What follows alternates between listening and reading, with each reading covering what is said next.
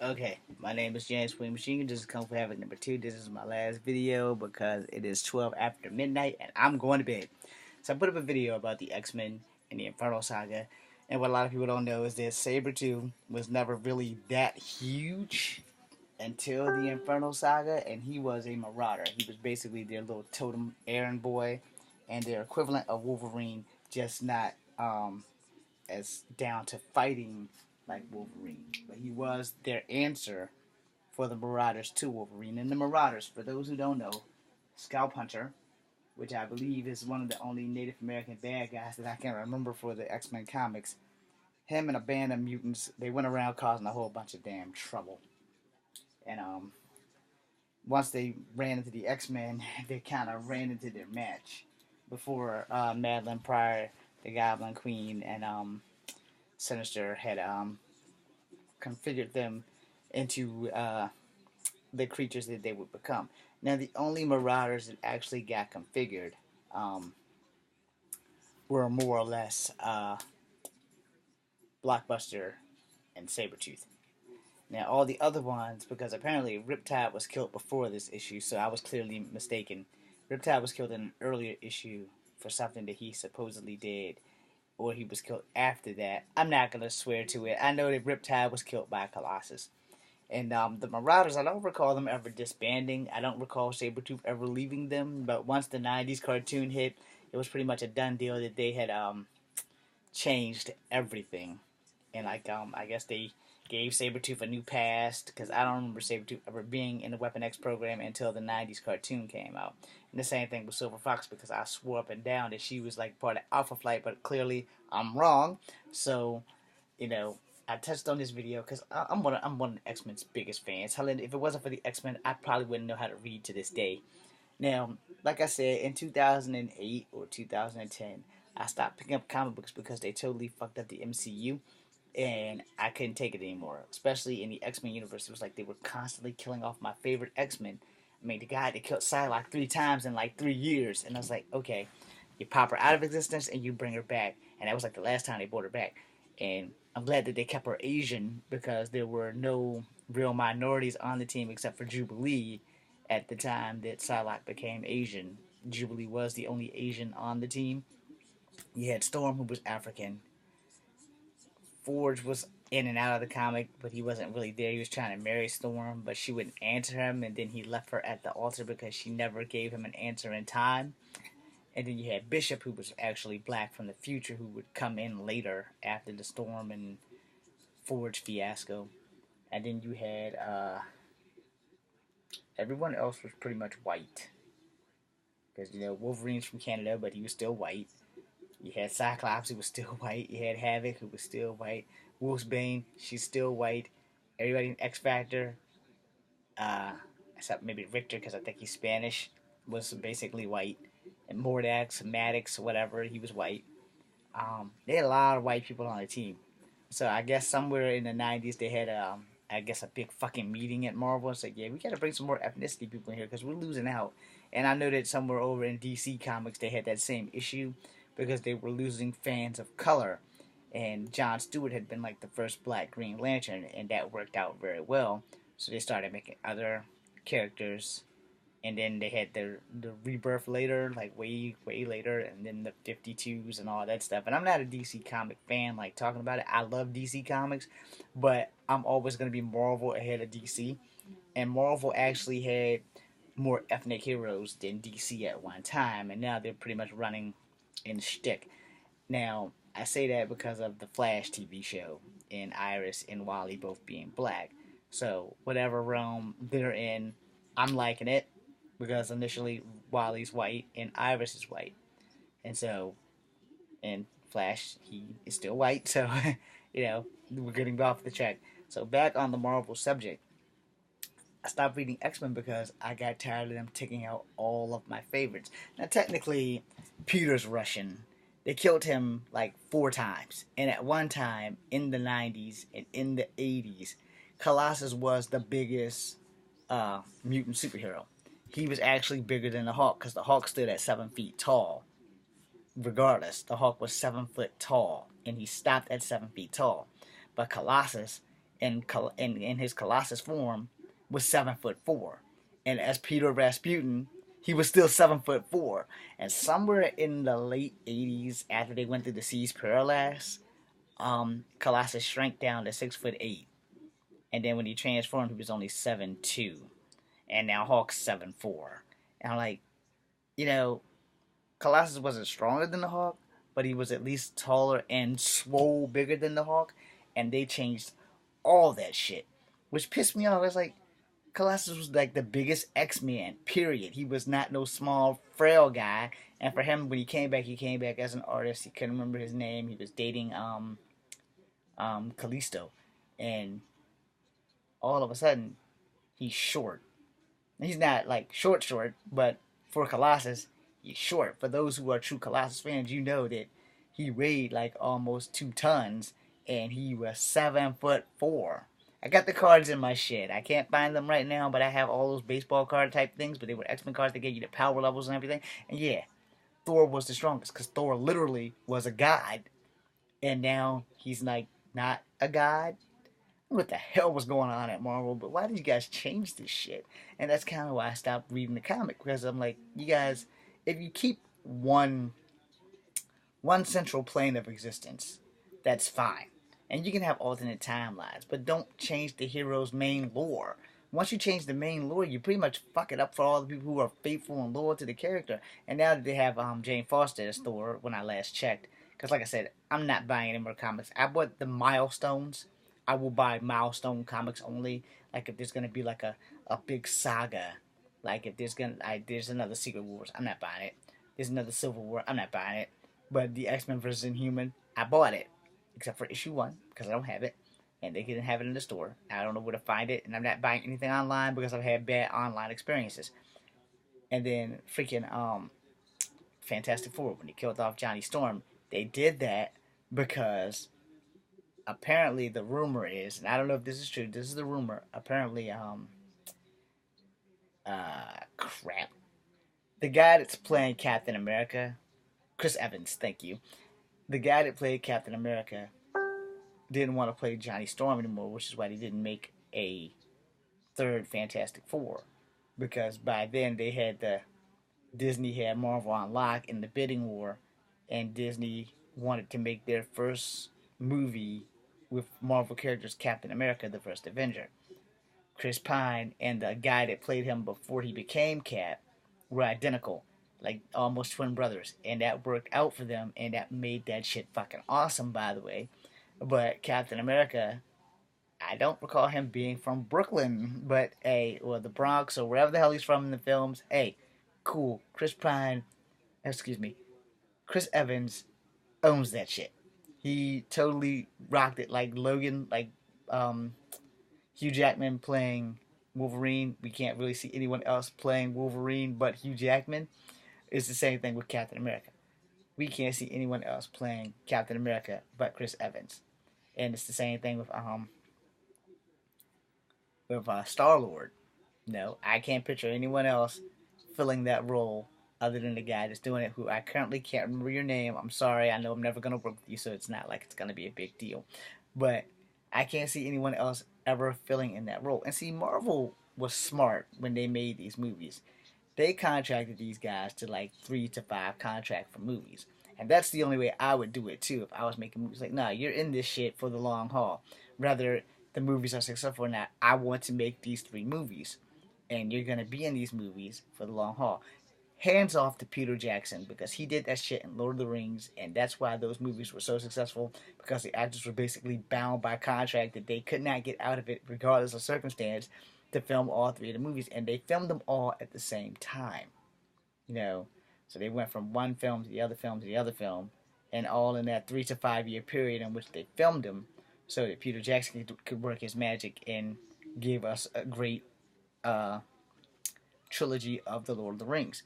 Well, same thing with the Marvel movie studios, where they did the Iron Man trilogies and they did Captain America trilogies, and they are going to do this Avengers thing, and then they have other phases that they're going to go into. They will never run out of source material, so actors will have jobs. I wish that they would look at me and give me a job, but anyway, moving on. So I stopped reading X-Men comic books because they kept changing my heroes. I didn't mind them changing Psylocke from being European to Asian because there wasn't enough Asian superheroes. When Sunfire left the team and Thunderbird died off the team, that pretty much wiped out the Asian part right there. Aurora was the only black or African character forever until Bishop showed up. Unless you count the non-powered superhero that lived there, Stevie Hunter. Yes, I said her name was Stevie. Her name was Stevie. I can't remember if she had a romance with Xavier, if she had a romance with Angel, but I know she had a romance with somebody in that damn house, and Stevie was a cop. Alright? Now, moving on to other Marvel comics, they had Blade. In case you guys didn't know, Blade was a Night Stalker. He was Blade first, but then he had a Night Stalker comic where they combined him, Michael Morbius, and the original Ghost Rider, um, Johnny Blaze, who was the leader. And every now and again, every now and again, he had Black Cat.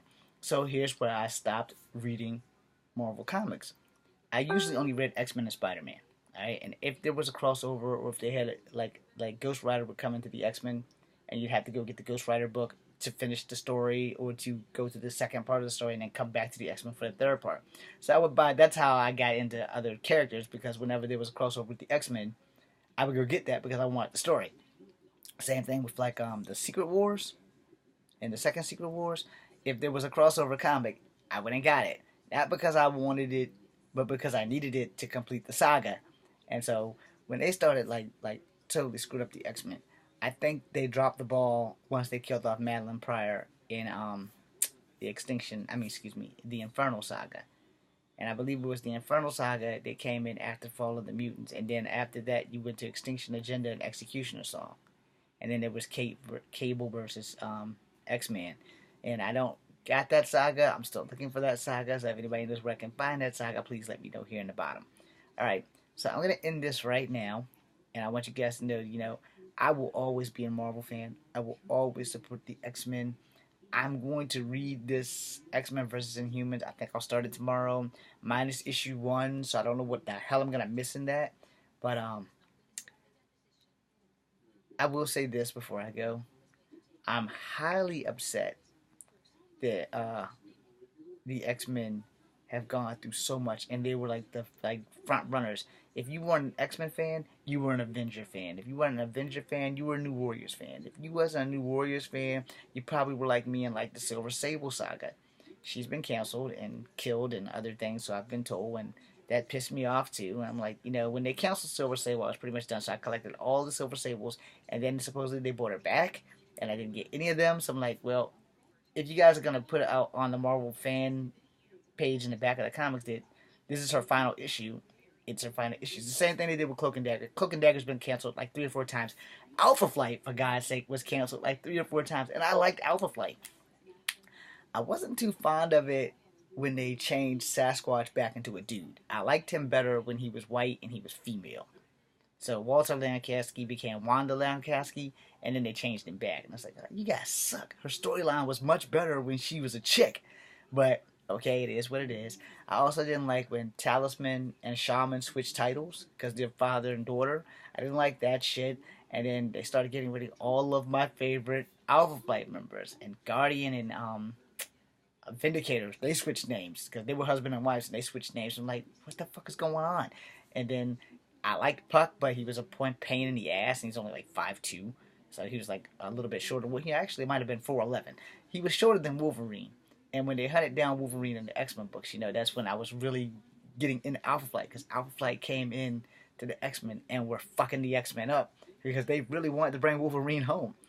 And then after that, they canceled Alpha Flight, and it became Omega Flight, and I think they got into X Flight, and I gave up on comics, I didn't give up on the heroes in the comics, but I gave up on the writers because they started acting like douchebags full of dick tips, and they were killing off all my favorites, and then they were doing this and they were doing that. And about the time I really stopped putting them down, the Justice League Unlimited cartoon started.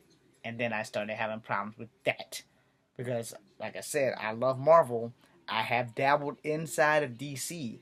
And prior to that, if you guys remember the 90s, where they started having all these writer royalty issues with Todd McFarlane, Jim Lee, Larson, Rob Liefeld. These guys were my favorite writers. I'm still missing two more because of the guys that wrote Savage Dragon and Cyberforce. And then there were some went to Dark Horse and they wrote like the X-Men and stuff like that. But I really love the X-Men for Dark Horse Comics. If you haven't read that, you should. It's like, I think 13 issues. It's really good. It actually has nudity and sex in it. So it's a pretty good comic. Not because it has nudity and sex in it, but it does have nudity and sex in it. It's not for children. And they're living in two different realms. It's really complicated. You have to read it to understand what I'm going from. But as far as Image is concerned, you can't tell me you don't like Spawn. You can't tell me you didn't like Wildcats. You can't tell me you didn't like Youngblood. You can't tell me you didn't like Cyberforce. You didn't tell me that you didn't like Savage Dragon. And some of those that I named actually got cartoons. Wildcats got a cartoon. Cyberforce cartoon only aired like once on Fox and then it never came back. And same with the Defenders of Dynatron City or whatever the hell that was. And that only had like 2 episodes and it never came back. And then you had Savage Dragon, Wildcats, 2 other cartoons. I can't remember what the hell they were. And even RoboCop got a second cartoon, and hell, then it got a live action series. And you know, most of the things that Marvel had, they probably still have the rights to. So DC's not gonna have a problem hiring actors and telling stories. They're not gonna have that problem, and they're not gonna have that problem putting it on loan. And neither will them if they like subsidy through Netflix or any of that. You guys got plenty of stories, and I need a job, an acting job preferred. But I'll work as a writer. I don't have a problem with that because I have mad history up here and I have mad archives in the basement for comic book knowledge. So I need a job. You know, that's an open invitation for Marvel. I'll take a job at DC, but I would prefer to be with Marvel. But anyway, or hell, Dark Horse. If you guys want to open up an X-Men movie, I'm ready to be there. Even though none of the members of the X-Men were people of color, I'm still willing to be there. I'll be the cop that you kill, or the research scientist that you guys escaped from. But anyway, you know, I'm down with that. So I stopped reading the X-Men and stuff comics because of the debacle that was going on at Marvel. They just kept fucking killing characters. Because killing characters sell books. It really does. Cable got a mini saga. Somebody got killed. X-Men, he got a mini saga. Somebody got killed. And every time they made a mini saga, somebody got killed. Rogue and Gambit had a mini saga. Psylocke got a mini saga. And the mini sagas are really only consist of 4 books. So I'm missing issue 1, I think, of Psylocke. I'm missing issue 4 and 1 of Rogue and Gambit. So, you know, when they started, like, really fucking up comic guys, I think one of my most famous love stories that they never really finished, or they didn't continue it, or they just, like, broke it off for some ass reason. I liked when Magneto and Rogue were together in the Savage Lands, when she had lost her powers after Dazzle shot her through the seas, Parallax with the Master Mold Super Sentinel. I guess it was Master Mold himself because he kept rebuilding himself with the scrap metal around him. He just kept reforming and reforming and reforming. And so Rogue kissed Colossus and became a metal bullet and blew into him and fucked him up, blew him all to pieces. The only thing left was his head, and the head shot out a tentacle and wrapped it around him. And she used Psylocke telepathically to contact Dazzler. Dazzler made a plasma blast and shot Rogue through the siege Parallax. And when she woke up, she was in the Savage Land. And she woke up powerless, so she could actually touch people. So Magneto was the first person she was with. So they probably had sex, if I know Magneto. But anyway, before I go, does anybody know those 2 twins that used to be after the X-Men? There was a blonde chick and her twin brother. I forgot what they are, but they had powers similar to Northstar and Aurora. I can't remember what the powers is, but they had the same powers basically as Northstar and Aurora. They would smack hands like the Wonder Twins or like Northstar and Aurora and fuck shit up. They were on a boat once, and I think they blew Cyclops and Sam out of the water. For those who don't know, go back to X-Men Classic Comics and you'll find it was slightly after Jean's death as the Phoenix, or some shit like that, and he started dating Sam, and then he met Madeline, so he dumped Sam. It was all kinds of crazy shit. Cyclops is an asshat. But anyway, I'm James Wimsheen. This is Kung Fu Happy number 2. Be seeing you, and these will be posted on Facebook. I think I made it through with little to no cussing. So, good night, guys.